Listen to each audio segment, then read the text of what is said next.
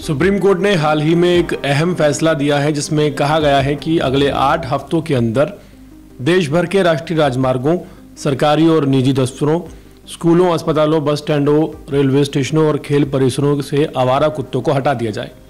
Court का कहना है कि कुत्तों के काटने की घटनाएं लगातार बढ़ रही हैं, इसलिए लोगों की सुरक्षा के लिए ये कदम ज़रूरी है। हालांकि इस फैसले से कई लोग भावनात्मक रूप से आहत हैं।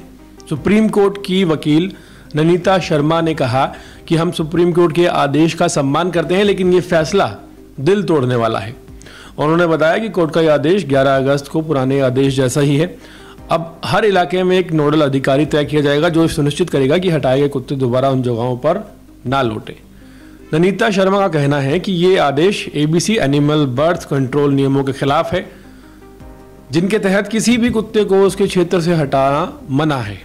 उनका मानना है कि इन बेजुबानों के साथ ऐसा व्यवहार इंसाफ नहीं है। बीजेपी सांसद मेनका गांधी ने भी इस फैसले का विरोध किया है और कहा है कि ये फैसला बहुत कठोर है और अव्यावहारिक है। अगर इतने कुत्ते को हटाना ही है तो उन्हें रखा कहाँ जाएगा? इतने शेल्टर हाउस कहाँ हैं? लेकिन दूसरी तरफ कई लोग मानते हैं कि ये कदम अब ज़रूरी हो गया है। बच्चों, बुजुर्गों और आम लोगों की सुरक्षा सबसे पहले आती है। रोज़ाना काटने की घटनाएं बढ़ रही हैं और सार्वजनिक जगहों पर डर का माहौल बन गया है। आवारा कुत्तों का मामला बेहद संवेदनशील है, लेकिन सच्चाई ये है कि कई बार ये हमारी और खासकर बच्चों की सुरक्षा के लिए खतरा बन जाते हैं। बस स्टॉप, स्कूल, अस्पताल, सरकारी दफ्तर जैसी जगहों पर हर रोज़ सैकड़ों लोग आते जाते हैं। ऐसे में अगर वहाँ कुत्ते झुंड में घूमते हैं तो डर, अफरा तफरी और कई बार हादसे भी हो जाते हैं। कई बार कुत्ते बच्चों और बुजुर्गों पर हमला कर देते हैं, जिससे चोट लग जाती है और फिर लोग डर के मारे गिर पड़ते हैं। स्कूलों में छोटे बच्चे खेलते कूदते हैं और ऐसे में अगर कोई कुत्ता डर जाए या भौंकने लगे तो माहौल बिगाड़ जाता है। अस्पतालों में स्वच्छता सबसे ज़्यादा ज़रूरी होती है। वहाँ अगर कुत्ते घूमते रहें तो संक्रमण फैलने का खतरा बढ़ जाता है। इसलिए सुप्रीम कोर्ट का आदेश है कि कुत्तों को इन सार्वजनिक जगहों से हटाया जाए। ये आदेश गलत नहीं बल्कि ज़रूरी कदम है। इसका मतलब ये नहीं कि कुत्तों पर जुल्म किया जाएगा, बल्कि उन्हें ऐसी सुरक्षित जगहों पर ले जाया जाएगा जहां उनकी देखभाल हो सके, खाना और टीकाकरण हो सके। हमें समझना चाहिए कि लोगों की सुरक्षा और जानवरों की भलाई दोनों साथ साथ चल सकते हैं। ज़रूरी है कि नगर निगम और प्रशासन मिलकर सही व्यवस्था बनाएं, ताकि ना तो इंसानों को डर हो और ना ही इन बेजुबान जानवरों को तकलीफ हो। कुत्तों को bus stop, school, railway station और सरकारी दफ्तरों से हटाना कोई क्रूरता नहीं है, बल्कि समझदारी और जिम्मेदारी का कदम है। इससे लोगों को राहत भी मिलेगी और शहर का माहौल भी सुरक्षित होगा। लेकिन जब से ये फैसला आ रहा है तभी से खासकर जो एनिमल एक्टिविस्ट हैं और जो वकील हैं ननीता शर्मा, साथ ही साथ मेनका गांधी, इन्होंने एक भावनात्मक कार्ड, आप कह सकते हैं विक्टिम कार्ड, खेलना शुरू कर दिया है।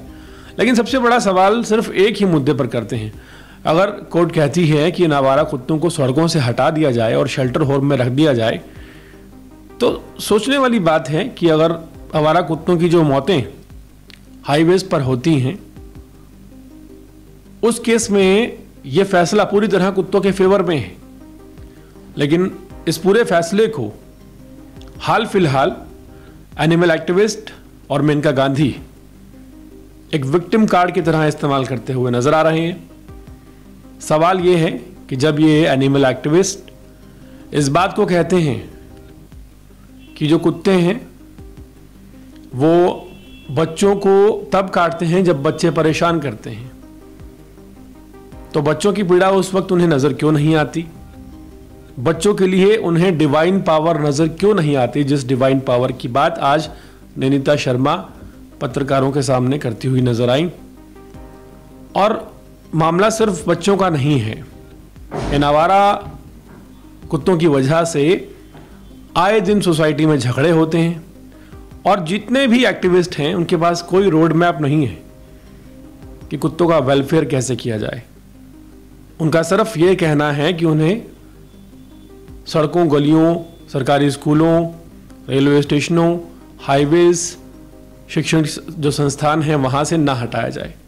तो सवाल ये आखिर है कि अगर एक जगह कोर्ट और सरकार मिलकर इन आवारा कुत्तों के लिए सुनिश्चित करना चाहती है तो इसमें दिक्कत क्या है? जब भी बात होती है ऐसे किसी भी फैसले की, तो हमेशा यह कहा जाता है कि शेल्टर होम्स नहीं हैं, उनके हालात काफ़ी ज़्यादा ख़राब हैं। तो यहाँ पर सवाल ये उठता है कि अगर शेल्टर होम्स नहीं हैं और उनके हालात ख़राब हैं, तो इन सभी एनिमल एक्टिविस्ट को शेल्टर होम्स के लिए लड़ाई लड़नी चाहिए, उनके हालात को बेहतर करने के लिए लड़ाई लड़नी चाहिए, और हो सके तो फंडिंग इकट्ठे करके ऐसे शेल्टर होम्स का निर्माण करवाना चाहिए जिनमें कुत्तों को रखा जा सके।